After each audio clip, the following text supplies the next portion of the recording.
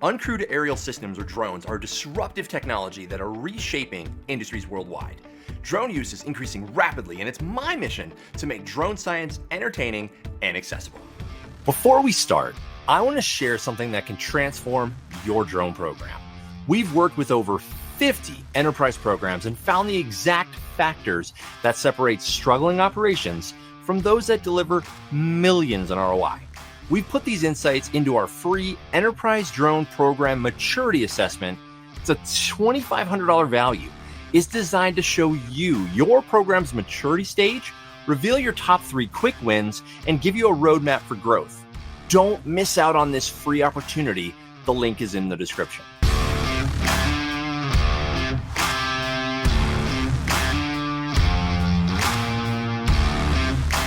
Hi, everyone. This is Jason San Souci with the Do You Know Drones podcast, and we are here in beautiful Seneca, Kansas at a surprising event, honestly. And I think this is absolutely fantastic for the overall drone industry. Absolutely. We love that this is happening in the state of Kansas. We spent literally the summer working in fields in Kansas and Nebraska. This is just kind of the cherry on top. I am very happy to be here with the policy director of the Commercial Drone Alliance, Ms. Liz Forro. Thank you so much for joining me on the show. Thank you for having me. Absolutely. We can just jump right into it. So is this your first time here? It is. It is our first time here. I feel like though we only missed one before this. So, we're getting in. I still feel like relatively early. And it's really, really incredible to see the mix of folks that the Kelly Hills and the Heinen brothers have brought together at this event. Like that to me is truly impressive. And I think this model actually of collaboration is where we've seen the most success. Areas where the industry, academia, the state government, local government officials, everyone sort of comes together and is pulling in the same direction.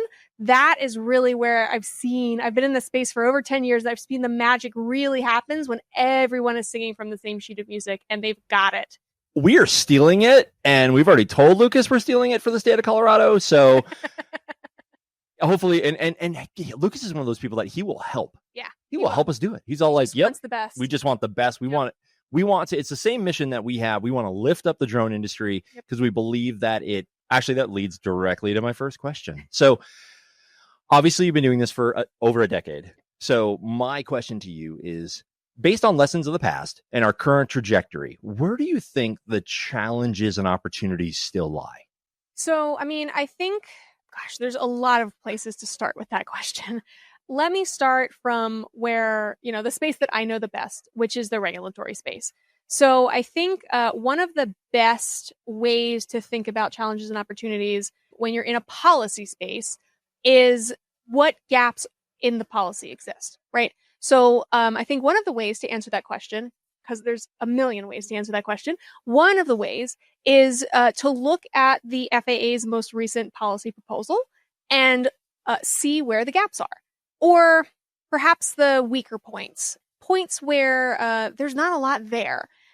So as an example, one of the areas where it's clear that they're looking for comment and input from the industry is around the idea of one operator to multiple drones, which is obviously a huge part of enabling scalable, commercial drone operations. And so if you read that part of the rule, it's a fascinating window into the FAA's mindset here. They basically said, we fully acknowledge that this is a really critical need for this industry. They're fully aware that it's a necessary enabler. At the same time, they're not quite sure how to write regulations so that everyone can do it safely at scale to a common set of rules. And I think that's a great sort of example of the FAA being honest, and being honest with the industry, being honest with themselves, and saying, "Hey, we need help. We need help here, industry. Those of you who, from a technology standpoint, we've figured this out. From a policy standpoint, how do we translate that into policy?" Exactly. It's hard. It's hard to sort of write a set of requirements that everybody can sort of meet in a way that maintains safety. It's just such a departure from the aviation framework writ large, right? So this is like one example of what I sort of see translating where we're seeing technology really take off and the challenge of translating some of that momentum into the policy space. I 100% agree with you. It's really interesting. I've always found the drone industry to be extremely fascinating from a transliterate point of view in that it covers, I always challenge people all the time. You cannot name an industry where the drone industry is not touching. Yeah. Yep. That is a challenge from a standards point of view. Yep. You're like, okay, industry consensus standards. What industry? Oh, the drone industry. Oh, well, we're in every industry. Yep. So how do you make consensus standards around operations, around safety, around cybersecurity, around there's so many, and I get it. I'd be the first to put my hand up and be like, help. Yep. Like we need smart people. Yep. People like that are here at this event, people that have been in this industry for a while, some of the OGs, and be like, hey, look, y'all been doing this for a while. What are you doing? What's working? Yep. What's not working? Yep. But be honest. Let's just have a real conversation. We will open the kimono a little and be like, hey, look, here's where we are. This is a big, hairy, audacious goal that we have. We know it's a key enabler. We don't want to trip anybody up, but we got to keep people safe. Yeah. Yeah. And I think that's, this rule and their proposal, they say very clearly, the FAA says very clearly in the preamble that the risk sort of spectrum that they're dealing with, this rule is designed to sit between 107 operations and light sport aircraft operations, which are sort of the lowest level risk in the manned aviation space. And so you see them kind of borrowing pieces from each side, right? Each of their boundaries. At the same time, I think there's a couple challenges inherent with that. One is that we've just had a vacuum, right? We've had a policy vacuum for a very long time. And operators, to their credit, and the FAA, to their credit, have done an enormous amount of what I'll call regulatory gymnastics to sort of navigate the policy that exists, find a way to enable operations safely with what we have. The last, year, 2 years has been, we've seen a really, a lot of operations just sort of take off, literally and figuratively, pun intended. And it's been super educational for communities that are benefiting. It's been super educational for the operators, for the manufacturers, for the FAA too. And unfortunately, the FAA didn't have the luxury of taking all of that sort of learning into account when they sat down to write this a few years ago.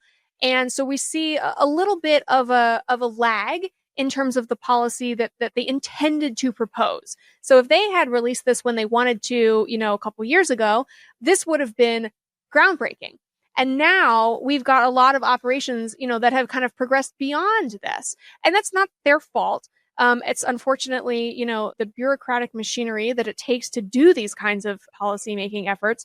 But the sort of lessons that we've all learned from doing those types of operations are really, really critical now to bring to bear on the policy proposal, emphasis on proposal, everyone, that is in front of us. And I think, we've got to it's going to be a challenge for some operators because particularly those who have been operating under Part 107 waivers, this is a very clear step up, right? This is a more serious aviation regulation than I think a lot of the industry have been operating under to date. And so we're going to have some real conversations within our industry and talk about, to what extent do we think this is too much versus to what extent, do we think that we need to level up from a safety standpoint in terms of doing the types of operations we want to do at the scale we want to do them and the volume that we want to do them at? Spot on. Yes, amazing. I have an amazing guest listeners. I think this is fantastic. Honestly, we cannot be more excited about this NPRM. You have 40 something days. Yep. Get out there. Comments. Yep. This is so important. It's critically important. We need double the number of comments we had for remote ID, at least minimum. Oh, we're going over 100,000. Yes. I'm calling it. I'm calling it. I'm All right. calling it. All right. We need over 100,000 comments. Listeners, we got to get there. This is crucially important for scaling this industry. We know that it's been a limiting factor. We know that certain people in this industry, certain organizations have already leaped beyond this. we need to elevate the entire industry. Great. Look, I'm glad that there's 400,000 Part 107 holders. Yep. I think it's wonderful. The 1% that want to do this for real, this is like a life or death moment for you guys. Yeah. For your businesses, this is it. Yep. So get out there, comment, follow the dialogue, see what's actually happening. Yep. Liz, you're right. They're actively saying we need to understand what's happening.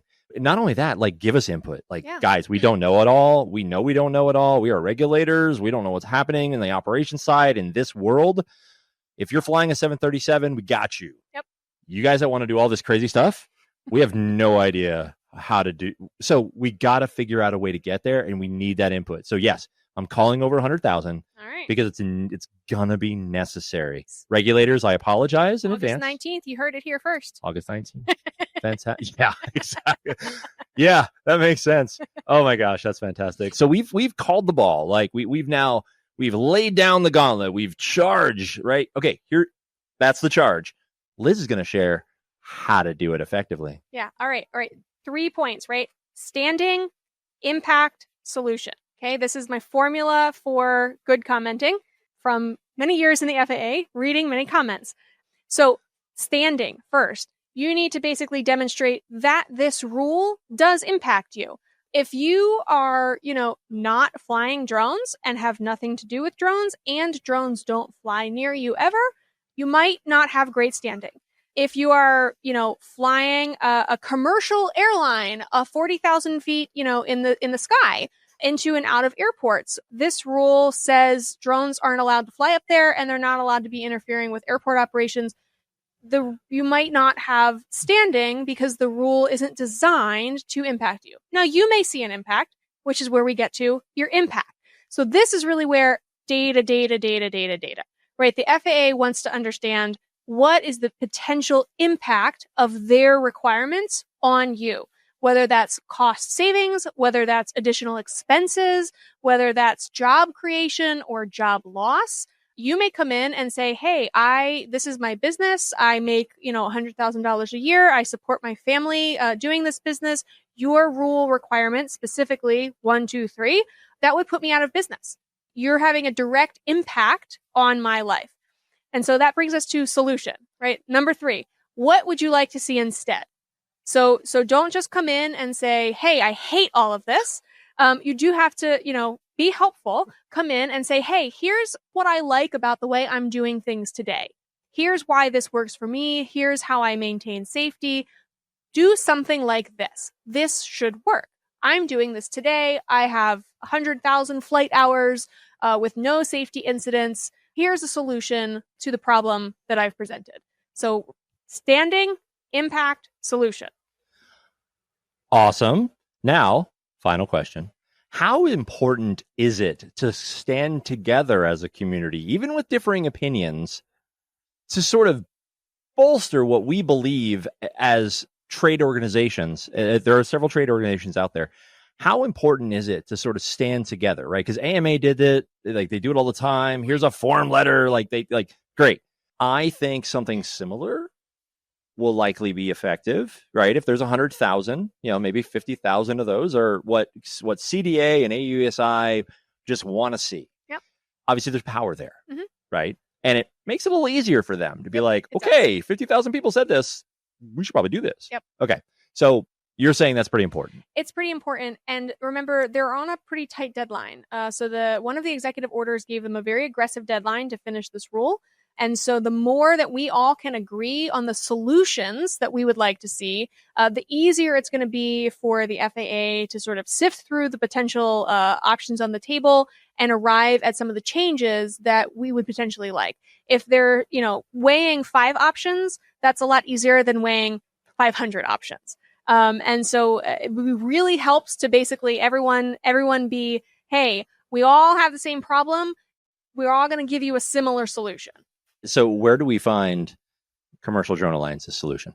So we will be putting out basically through our members. We'll be working with our members, particularly our board members, but our members generally, to develop some, we'll call them comment Mad Libs. There we go, comment Mad Libs. Where basically we have some general, pieces of feedback. But the really critical part, right, the impact and standing, that's from you. right? So only you know how this could potentially affect you. You know how you operate today. And so certainly we'll be working with our members who have customers, who have clients, who are doing work with particular vendors. We'll be offering basically, I mean, I'm sure the drone delivery companies may be talking to their customers. So folks who want drone services, it's really critical for them to speak up and say, hey, like this would make a really big impact for me. I want this available to me. I want to be able to get my medication, without having to drive my car 30 minutes away and 30 minutes back. I mean, that can be a real life changer for people. And so I think it's really critical to hear from people, not only the industry who is selling things, but also the, citizens who are benefiting from things. Ladies and gentlemen, listeners, thank you so much for joining me on this journey. I think this is fantastic. Liz, thank you so much for joining me on the show. Thanks for having me. And we'll see you in the next episode.